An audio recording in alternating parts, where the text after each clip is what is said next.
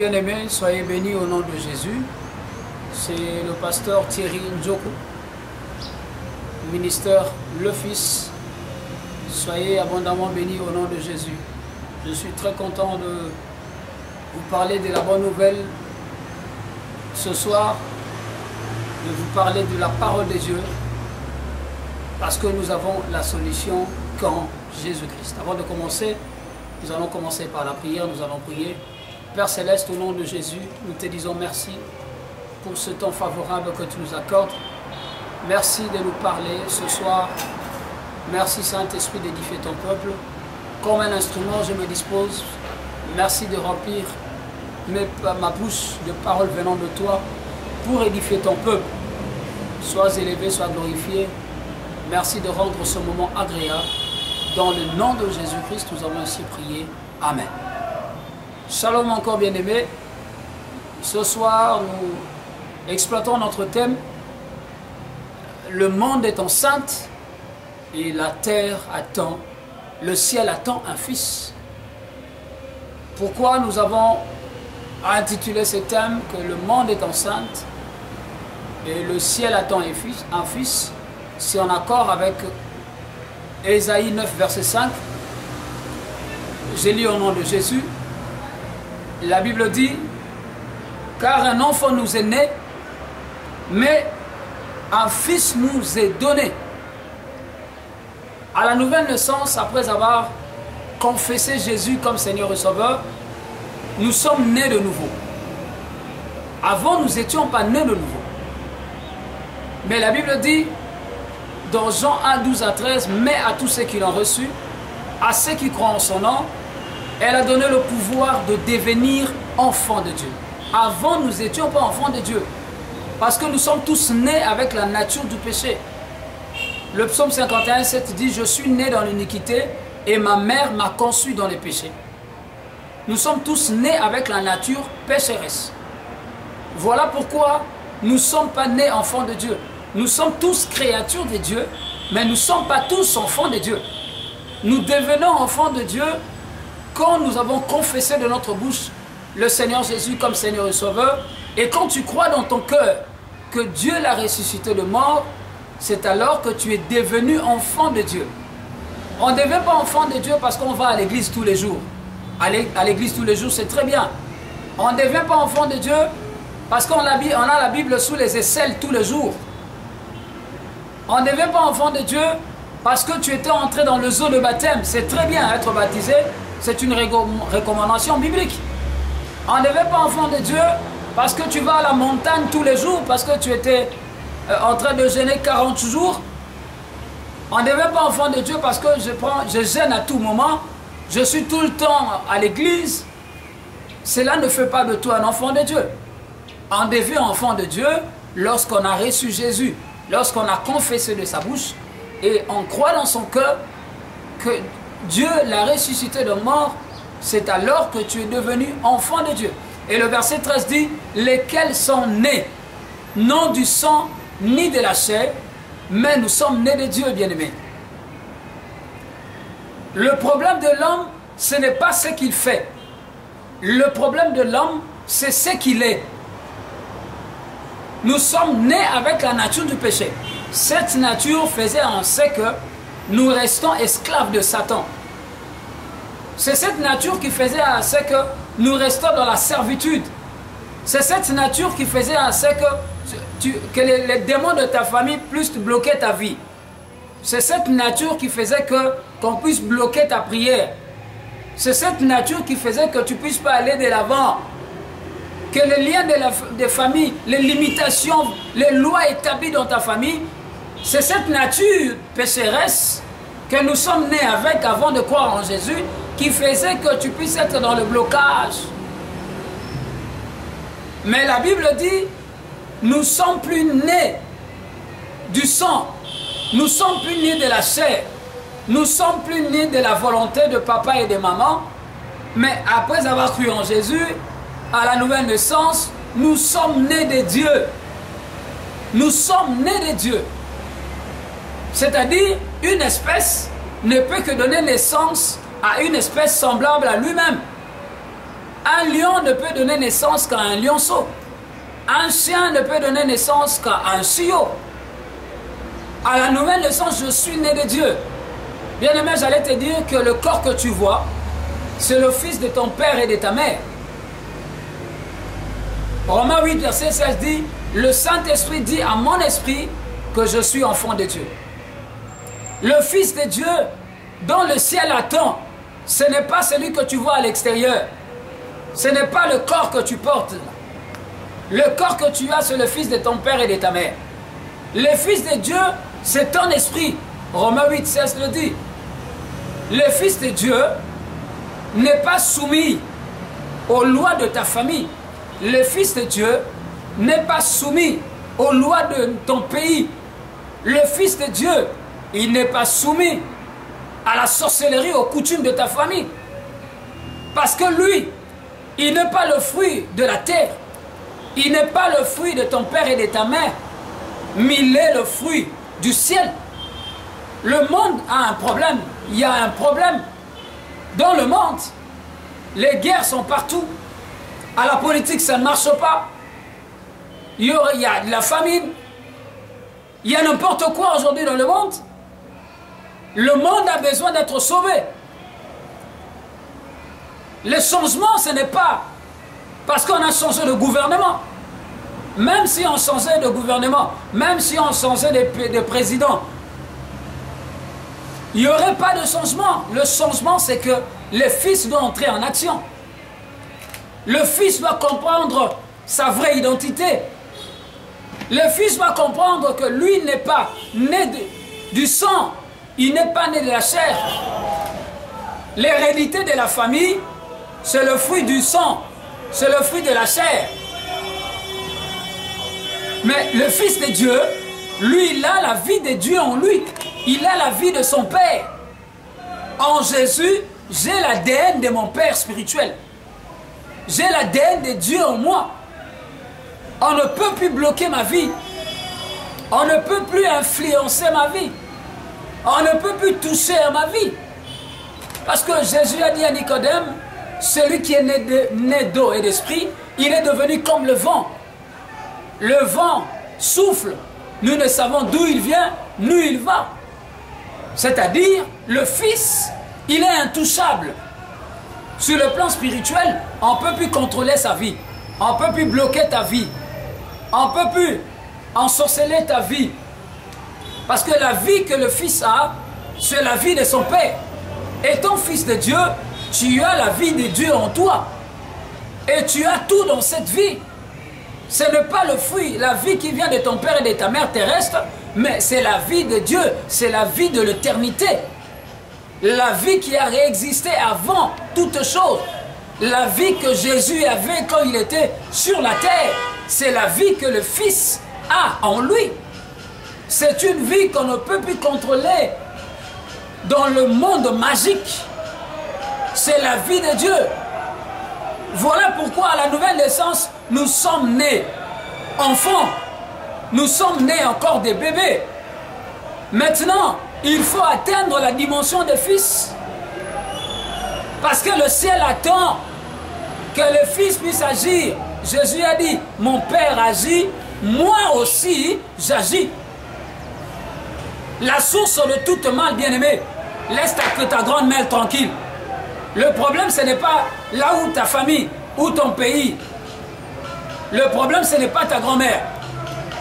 Le problème, c'est que tu dois atteindre la dimension de fils de Dieu. Parce que Ésaïe 9,5 dit qu'un enfant nous est né, mais un fils nous est donné. Quand il était encore un enfant, Jésus n'a pas opéré de miracles.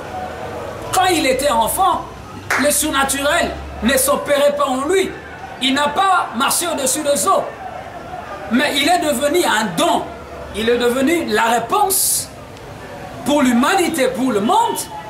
Quand il a atteint la dimension de fils, tu ne peux pas donner à un bébé un seau rempli d'eau. Il ne pourra pas le porter à cause de sa taille, parce qu'il est encore enfant. Un enfant nous est né, mais un fils nous est donné. Tu deviens la solution dans ta famille, dans ta génération, quand tu atteins la dimension de fils de Dieu. Quand tu atteins la dimension de fils. Jésus était devant la tombe de Lazare. Il a pleuré parce que Lazare c'était son ami. Mais ce n'est pas pour autant que Lazare était ressuscité. Mais quand Jésus a donné l'ordre, il a dit Lazare sort. Lazare était sorti. Voilà pourquoi je vais te dire, bien-aimé, qu'un fils ne pleure pas, même si tu pleures. Cela ne va pas donner la solution à ton problème. Et pourtant, ça peut nuire à ta santé. Ça peut te rapporter de maladies. Un fils ne se lamente pas. Un fils donne des ordres. La foi n'exclut pas le problème, mais la foi parle au problème. Un fils ne vit pas selon la vue, selon les 5 sens. Mais un fils de Dieu, il vit selon la foi. Jésus a donné l'ordre. Commence à donner l'ordre à tout ce qui ne va pas dans ta vie. Tout ce que tu vas délier ici sur la terre sera délié au ciel. Matthieu 18 le dit. Tout ce que tu vas ordonner ici sur la terre sera ordonné aussi dans le ciel. Ça ne sert à rien de pleurer, bien-aimé. Tu as tout en Jésus. Nous sommes héritiers de Dieu et co-héritiers avec Christ. Un serviteur n'a pas le même droit qu'un fils. Un serviteur peut casser quelque chose dans la maison. On peut retrancher quelque chose dans son salaire. Mais moi et toi, nous sommes des fils. Nous ne devons plus avoir la mentalité des esclaves. Un esclave dépend d'une personne. Il ne peut pas faire quelque chose de lui-même. Il est retenu. Nous ne sommes plus dans la servitude. Parce que Jean 1, verset 29 dit « Voici l'agneau de Dieu qui ôte les péchés du monde. » Ôter veut dire enlever. Jésus a enlevé ce qu'il faisait que nous soyons dans la servitude, dans les prisons sataniques. Le chrétien aujourd'hui va chercher la délivrance à la montagne, pendant que la Bible dit dans Colossiens 1,13 que vous avez été délivrés de la vaine manière que vous avez hérité de vos pères. 1 Pierre 1,18 le dit. La Bible ne dit pas que vous serez délivrés. La Bible dit que vous avez été délivrés.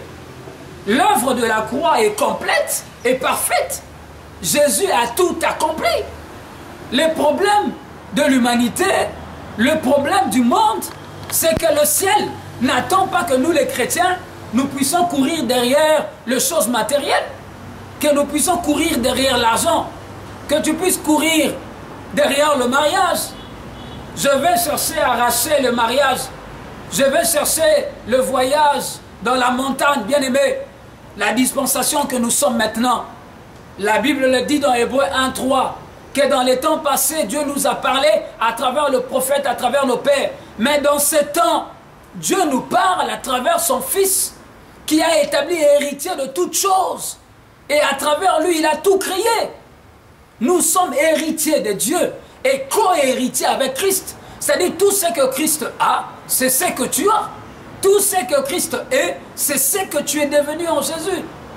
Le problème que tu dois comprendre, c'est que tu es devenu en Jésus. C'est que tu as eu en Jésus. Et qu'est-ce que tu es en mesure de faire parce que tu n'es plus un enfant? Tu es devenu fils. Le ciel n'attend pas que le chrétien puisse chasser les démons à tout moment. Parce que le diable, c'est un ennemi jugé, vaincu, condamné par Christ. Colossiens 2,14 le dit, que Satan, c'est un ennemi dépouillé. Quelqu'un qu'on a dépouillé, c'est quelqu'un qui n'a plus rien. Quelqu'un qui n'a plus rien, il n'est resté qu'avec la ruse. Mais aujourd'hui, les chrétiens, nous étions dans la prière. Pendant qu'il est en train de prier, il dit au côté les mains, nous allons combattre la puissance de Satan. Satan n'a plus de puissance. Satan a déjà été dépouillé. Il n'est resté qu'avec la ruse, c'est-à-dire le mensonge. Mais pour combattre le mensonge, tu dois avoir la parole de Dieu. Voilà pourquoi le Fils, quand il était sur la terre, il ne répondait qu'il est écrit. Comment a-t-il vaincu le combat spirituel? Parce qu'il répondait, il est écrit. Mais comment toi, Fils de Dieu, tu entres dans le combat spirituel sans parole de Dieu? Comment veux-tu vaincre dans ces combats? Un fils, dans sa bouche, ce n'est pas les plaintes. Ce n'est pas la malédiction de sa famille. Parce que la Bible dit que Dieu punit l'iniquité de père aux enfants jusqu'à la 3e et la 4e génération de ceux qui me haïssent. Le fils n'est plus sous la malédiction. Parce que Christ s'est fait malédiction pour que nous devenions bénédiction. Quand tu crois en Jésus, étant fils de Dieu, tu es béni de toutes sortes de bénédictions spirituelles dans le lieu céleste. Le problème maintenant, c'est d'atteindre la dimension des fils. Pour que cette bénédiction, tu puisses la matérialiser. Tu puisses la palper, bien-aimé. Il y a un problème dans ta famille. Il y a un problème dans le monde. Mais le ciel attend. La Bible dit que la création entière attend la révélation des fils. C'est-à-dire, mon Père agit, dit Jésus. Moi aussi, j'agis. Si nous n'imposons pas les mains aux malades, les malades ne seront pas guéris. Si tu ne te lèves pas pour agir, il n'y a rien qui se fera dans ta vie. En Jésus-Christ, la Bible dit dans Colossiens 2, verset 10, que nous avons tout pleinement en lui. Tu as son pouvoir, tu as ses capacités, tu as sa nature, tu as son ADN, tu as sa vie, tu as tout en lui. Tout habite en toi. Il faut maintenant mettre cette parole en pratique. Il est devenu la réponse de l'humanité quand il a atteint la dimension des fils. Mais comment peux-tu atteindre cette dimension, bien-aimé? L'homme charnel se nourrit de choses physiques. Il se nourrit du foufou, il se nourrit du lait, il se nourrit de la chikwang, de choses physiques pour donner la taille à l'homme extérieur. Mais dès Corinthiens 14, 16 dit, même si l'extérieur s'est détruit, mais l'intérieur se renouvelle tous les jours. C'est-à-dire l'homme spirituel, ton esprit, c'est lui le Fils de Dieu. Lui se nourrit de la parole de Dieu. Il se nourrit de la vie de la prière. Il se nourrit de la confession de la parole au quotidien. Il se nourrit de la vie de la méditation tous les jours. Il se nourrit de la prière en esprit. La Bible dit, quand je prie en langue, mon esprit est en prière. Mais mon intelligence demeure stérile. Quand je mange le foufou, je nourris l'homme extérieur. Mais l'homme intérieur n'est pas nourri. Or, ma force, ce n'est pas l'extérieur. Ma force, c'est l'intérieur. Parce que la profondeur intérieure égale à la hauteur extérieure. Si spirituellement, j'ai de la taille qu'il faut, c'est-à-dire physiquement, je serai aussi supérieur dans tous les domaines de ta vie, bien-aimé. Tu vas dominer, tu vas régner, tu vas assujettir, tu vas influencer dans tous les domaines de ta vie quand tu t'occupes de l'homme intérieur, quand tu donnes la taille au Fils de Dieu. Quand tu ne vis pas selon les fils de ton Père, quand tu vis selon les fils de Dieu, c'est alors que tu donneras la solution à tous les problèmes qui seront devant toi. Parce que le Fils de Dieu ne se limite pas à ce qui frappe aux yeux. Il ne vit pas selon les 5 sens. Mais les fils sont conduits par l'Esprit de Dieu. Nous ne sommes pas conduits par la chair, mais nous sommes conduits par le Saint-Esprit, bien-aimé. Les enseignements qui parlent de biens matériels, bien-aimés, venez, soyez bénis. Dieu va vous bénir. Bien-aimé, je veux te dire quelque chose. Nous avons déjà été bénis de toutes sortes de bénédictions spirituelles. C'est un acquis pour nous. Un fils ne force pas. L'héritage est à nous. Tout ce que Dieu a créé nous appartient. Le problème, c'est que nous devons atteindre la dimension des fils. Prends le temps de beaucoup t'édifier. Éphésiens 3:20 dit que nous devons être puissamment fortifiés selon notre homme intérieur. L'homme intérieur, c'est lui le Fils de Dieu. Je dois avoir des enseignements qui feraient à ce que je puisse atteindre la dimension des fils. Quand les fils vont s'élever, nous allons dominer sur tout ce qui est de la terre. Parce que la Bible dit dans Jean 3, verset 31, que celui qui vient d'en haut est au-dessus de toutes choses. L'homme extérieur, là, lui, il ne vient pas d'en haut. Lui, il vient de la terre. C'est le fruit de ton père et de ta mère. Mais le Fils de Dieu, lui, il vient d'en haut. Il n'était pas soumis au sabbat. Parce que le jour de sabbat, il guérissait les malades. Il n'était pas soumis aux lois de Juifs. Parce qu'il a ressuscité Lazare. Lazare est ressuscité lié. Mais Jésus, le Fils de Dieu, il est ressuscité sans lien. On a trouvé les liens qu'on avait liés étaient mis à part à côté. Le Fils n'est pas soumis aux lois de la nature. Parce que, étant sur la terre, il a marché au-dessus des eaux. C'est à ça que le ciel attend. que nous puissions impacter l'humanité. Non, avec ce qui fuit aux yeux. Non avec ce qui frappe aux yeux. Non avec de l'argent. Non avec le matériel. Parce que nous l'avons déjà. Nous ne devons pas aller le chercher. Nous ne devons pas aller l'arracher. Nous l'avons. Le Saint-Esprit est en nous éternellement. C'est lui le Fils de Dieu dans cette dispensation. Il communique les informations venant du ciel dans ton esprit. Le Fils est au-dessus de toute chose. Le Fils est en communication avec Dieu. Il reçoit les révélations venant de Dieu, bien-aimé. Voyons l'histoire du fils prodigue pendant qu'il était chassé par son père. Malgré l'erreur qu'il avait faite, à son retour, il s'est dit, je veux rentrer vers mon père, je demanderai pardon. Mais il était culpabilisé, il s'est condamné en lui.